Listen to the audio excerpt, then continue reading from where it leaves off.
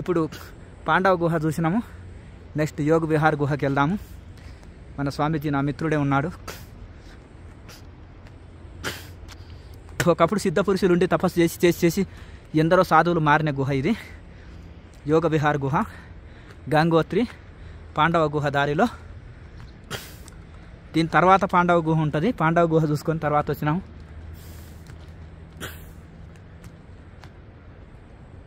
ఇదే యోగ విహార్ గుహ. యోగ విహార్ గుహ, స్వామి రామగిరి ప్రజెంట్గా ఉన్నది. స్వామి రామగిరి గారు.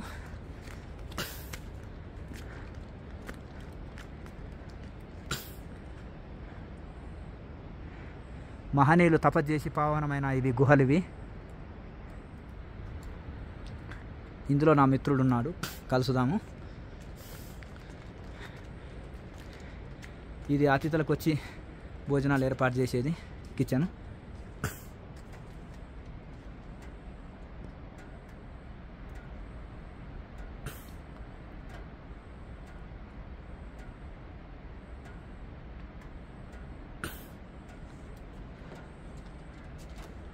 हरि ओम स्वामी जी।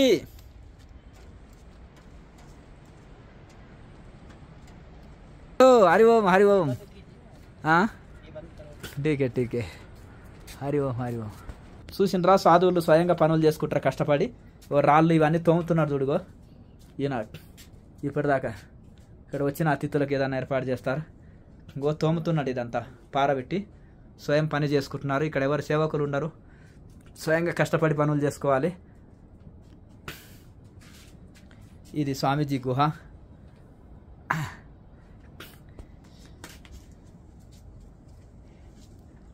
ఈ గుహ వెనక సైడ్ దారి ఇది.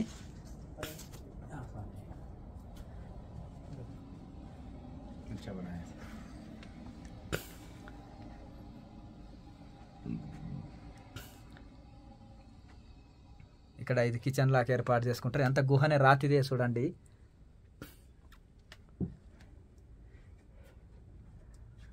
ఇవి వెనక్కి దారి. ఇది గుహలకు వెళ్ళొచ్చు. ఇక్కడ యోగ విహార్ గుహ అని చూశారు కదా. రామగిరి యోగ విహార్ గుహ రామగిరి. మొదటి నుంచి యోగ విహార్ గుహ దీని పేరు. ఈయన రామగిరి ఉన్నారు కనుక ఇప్పుడు ఈయన పేరు రాసుకున్నారు. లోపలికి ఇక్కడ అతిథులకు ఎవరైనా భోజనాలు వండి పెట్టాలంటే అక్కడ ఏర్పాటు చేసుకున్నారు. ఎవరైనా తోటి మిత్రులు, వారి మిత్రులు ఎవరైనా సాధకులు వస్తే. ఇక్కడ గంగోత్రిలో పాండవ గుహ దారిలో ఉంటుంది ఇది. ఇప్పుడు మనం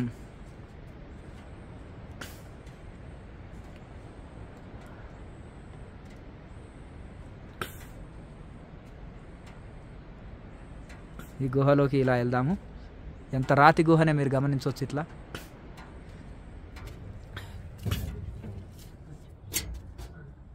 రాతి గుహనే.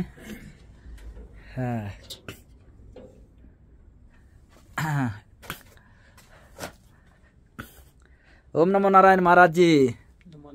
हाँ, हम दोनों अमरनाथ यात्रा किया साथ में ये साल। बढ़िया है। आप कितना साल से महाराज यहाँ ये गुफा में? हमको ये 10 से 12 साल हो गए। 12 साल। बढ़िया है। आपका गुरुस्थान कहाँ है? हरिद्वार। हरिद्वार। गुरु जी का नाम? स्वामी समुद्रगिरी जी महाराज। स्वामी समुद्रगिरी जी महाराज। कौन सा अखाड़े के? अवान अखाड़ा। ठीक है। जूना अखाड़ा अवान अखाड़ा एक ही है ना? हाँ, मतलब शाखा है। हाँ शाखा है, दोनों शाखा है। ठीक है। आप तो खुद अपने काम आप करते हो? पूरा प्रयास यही रहता है कि खुद ही करें। हाँ अच्छा ठीक है। कर सकते हैं क्योंकि अब क्या है कि अभी यहाँ उतना हर चीज की व्यवस्था नहीं होती है। हाँ महाराज जी। तो जितना हमारे से हो सकता है हम कर सकते हैं। बाकी जो ज्यादा भारी है तो थोड़ा बहुत लेबर से भी करा लेते हैं। ఇక్కడ మా సొంత పనులు మేమే చేసుకోవాల్సి వస్తుంది, ఏం దొరకదు కనుక అంటున్నారు. आपको ये गंगोत्री बहुत क्यों इच्छा है गंगोत्री? देखो, इच्छा तो एक अलग विषय हो गया। कुछ हमारी प्रारब्ध कहिए या पूर्व जन्म का कोई ऐसा पुण्य होता है या ऐसा हमारा कुछ कर्म होता है कि जिससे हमें उस स्थान पे रहने के लिए या वहाँ सहयोग बनता है। हाँ जी। हमारा इच्छा तो स्टार्टिंग में थी बद्रीनाथ की, हाँ जी। और हम नीचे से आए बद्रीनाथ के लिए ही। हाँ जी। लेकिन उस समय परमात्मा को कुछ और ही पसंद था, तो हम कहीं नीचे रुके। हाँ जी। चंबा के आसपास। हाँ जी। तो वहाँ से हमको रोड पे आए, किसी के यहाँ रुके थे, तो रोड पे गंगोत्री का बस मिल गया। हाँ जी। और बस गंगोत्री आए तब से तो रुकने का यही है, रुके हैं। बाकी बद्रीनाथ जी तो कई बार गए, हाँ जी। लेकिन फिर वहाँ ज़्यादा रुकना नहीं हुआ। हाँ जी। मूल रूप से रुकना फिर इधर ही हो गया। బద్రీనాథ్ పోదామని నేను హరిద్వార్ నుంచి మా గురువు గారి ఆశ్రమం నుంచి వచ్చినాను. కింది నుంచి వచ్చినప్పుడు ఇక్కడ మొదలు గంగోత్రి చూద్దామని వచ్చినాను. ఇక్కడికి వచ్చే వరకే ప్రసన్నత చెందినాను. ఈ గుహ నన్ను ఆకట్టుకున్నది. ఇక్కడే నేను ఉన్నాను. దానికి ప్రారంధం కూడా ఉంటుంది కదా, మీకు గంగోత్రి ఎందుకు ఇష్టము అని నేను అడిగినందుకు ప్రారంధం అనేది ఉంటుంది, ఆ రాతఫలం అనేది ఉంటుంది. ఎవరికెవరు ఇప్పుడు గృహస్థులు ఉన్నారు, ఎవరికెవరు భార్య భర్తలు కావాలి, గురు శిష్యులు ఉన్నారు, ఎవరికెవరు గురువు శిష్యులు కావాలి, ఎవరికెవరు ఏంది కావాలనేది మొదలే రాత ఫలితం ఉంటుంది, దాని ప్రకారం జరుగుతుంటుంది. నేను ఇదికి వచ్చినప్పుడు ప్రసన్నత పొందినాను. ఇక్కడే నేను ఉండిపోయినాను. తర్వాత బద్రీనాథ్ 2-3 సార్లు వెళ్ళినాను, కానీ ఇంకా నేను ఇక్కడే స్థిరపడ్డాను. ఒక్కొక్కరికి ప్రారంధం ఉంటుంది కాబట్టి నా ప్రారంధం ఇక్కడే నాకు ఆనందం కలిగింది. ఇప్పుడు మనకు శాస్త్ర ప్రకారం కూడా ఏ గురువు దగ్గరికి వెళ్తే మన మనసు ప్రసన్నత చెందుతుందో వారు గురువుగా అని అనుకోవాలని, అలాగే ఏ ప్రదేశంలో మనకు మనసు ప్రసన్నత చెందితే అదే మన తపోభూమి అని అక్కడే సాధన చేసుకోవాలని యోగశాస్త్రం కూడా చెప్తుంది. కనుక నా మనసు ఇక్కడ ప్రసన్నత చెందింది, నేను ఇక్కడే ఉండిపోయినాను అంటున్నారు. బాబాజీ आप लोगों में क्या साधन करते हो? देखिए, साधन सबका अलग अलग होता है, और कौन सा किस साधन से किस निमित्त करता है वो अलग विषय हो गया। हाँ महाराज जी। और ये क्या है, साधन एक तो जाहिर कोई भी साधना होती है उसको जाहिर नहीं किया जाता, मतलब व्यवहार में दूसरे को जानकारी में नहीं होना चाहिए। अच्छा ठीक। हाँ भाई देखा जाए तो मूल रूप से सब साधना तो एक ही कर रहे हैं। हाँ जी। अपनी प्रसन्नता खुशी के लिए, हाँ सुख जी। के लिए ही कर रहे हैं। हाँ जी। लेकिन उसमें सुख कहाँ है कि मूल में ये जो सुख लेना चाहता है या विषय भोगों से सुख लेना चाहता है, वो विषय है। हाँ जी।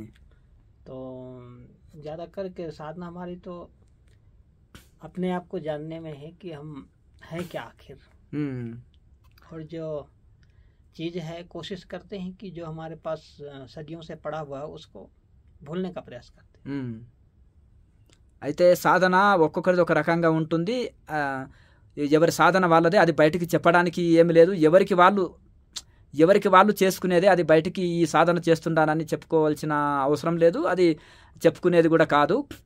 అలాగే ఎవరి సాధన వాళ్ళు ఉంటుంది. మొదలు ఈ సాధన ఎందుకు చేయాలంటే తనను తను తెలుసుకోనికి, తను ఎవరు, ఎక్కడి నుంచి వచ్చినాను, ఎక్కడికి వెళ్ళాలి, అసలు ఎందుకు, ఏది మోక్షం ఏది, బంధనం ఏది, తనను తాను తెలుసుకోనికనే ఈ సాధన అనేది ఉంటుంది. సాధన అనేది అనంతము, అది ఎవరికి వాళ్ళు చేసుకుంటారు, ఒక్కొక్కరు ఒక సాధన చేసుకుంటారు. అది కొద్దిపాటి భేదంతో ఉంటుంది సాధన, కొద్ది బాధ. కానీ ఇప్పుడు కొద్దిపాటి భేదంతో ఉన్నా కానీ మనం అనేక మార్గాల్లో వచ్చేసినా కానీ మనము గంగోత్రికి నానా మార్గాలు ఉంటాయి అనుకోండి. అట్లాగే ఇప్పుడు పెద్ద నగరం ఉంది, ఢిల్లీ ఉంది, దానికి 100 మార్గాల్లో రావచ్చు. అలాగే మోక్ష మార్గంలో కూడా ఒకరు యోగము, ఒకరు భక్తి మార్గము, ఒకరు శరణాగతి, ఒకరు కర్మయోగం, ఒకరు భక్తి యోగం, ఒకరు జ్ఞానయోగం, అనేక మార్గాలు ఉంటాయి. ఎవరి మార్గం వాళ్ళది అన్నట్టుగా స్వామీజీ చెప్తున్నారు. అంటే కొంతమంది వాళ్ళ సాధనని ఓపెన్గా చెప్పడం ఇష్టపడరు, వారు రహస్యంగా లోపల చేసుకుంటుంటారు చాలామంది కూడా.